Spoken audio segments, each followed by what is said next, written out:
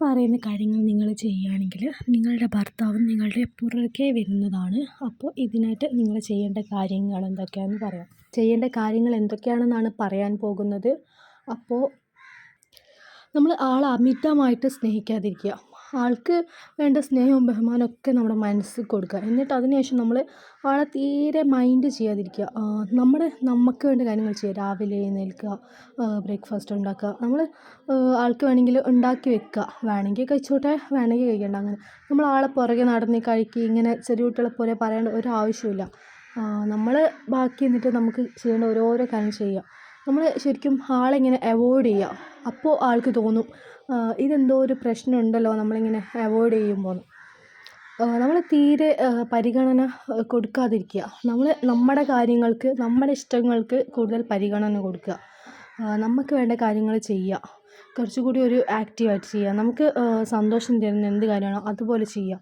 ശരിക്കും ഇത് നിങ്ങൾ ചെയ്യാണ്ടിരിക്കുമ്പോൾ നമ്മൾ എപ്പോഴും ആളെക്കുറിച്ച് ഓർത്തിരിക്കുമ്പോഴാണ് നമുക്ക് ഈ പ്രശ്നങ്ങളൊക്കെ ഉണ്ടാകുന്നത്. നമ്മളിങ്ങനെ വിചാരിക്കും എന്തുകൊണ്ടാണ് എന്നോട് ഇത്തിരി നേരം ഒന്ന് സംസാരിക്കാത്തത് എന്നൊക്കെ.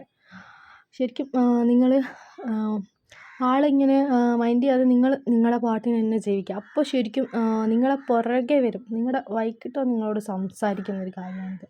നിങ്ങൾ ഉറപ്പായിട്ട് ചെയ്യുക. ശരിക്കും നിങ്ങളെ കാര്യം നോക്കുക, അല്ലെങ്കിൽ കുട്ടികളെ കാര്യം നോക്കുക. കുട്ടികളുമായിട്ട് കൂടുതൽ ടൈം സ്പെൻഡ് ചെയ്യുക. അങ്ങനെയൊക്കെ ചെയ്യുക.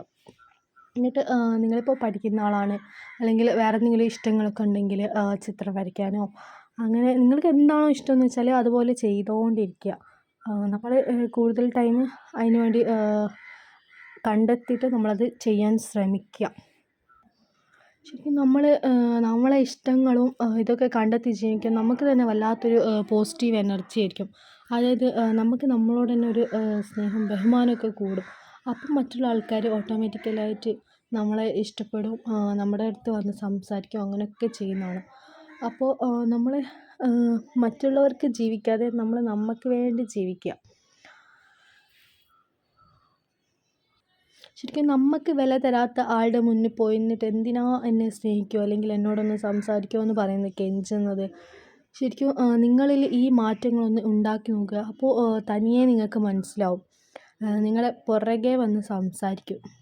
അതൊരു ഉറപ്പ് ഞാൻ നിങ്ങൾക്ക് തരുകയാണ്. അല്ലെങ്കിൽ നിങ്ങൾ എന്നെ വിളിച്ച് എന്ത് വേണേൽ പറഞ്ഞോളൂ, ഞാൻ കേൾക്കാൻ റെഡിയാണ്. അപ്പോൾ നിങ്ങൾ ഈ പറയുന്ന കാര്യങ്ങളൊക്കെ ഒന്ന് നന്നായിട്ടൊന്ന് ഫോളോ ചെയ്യുക.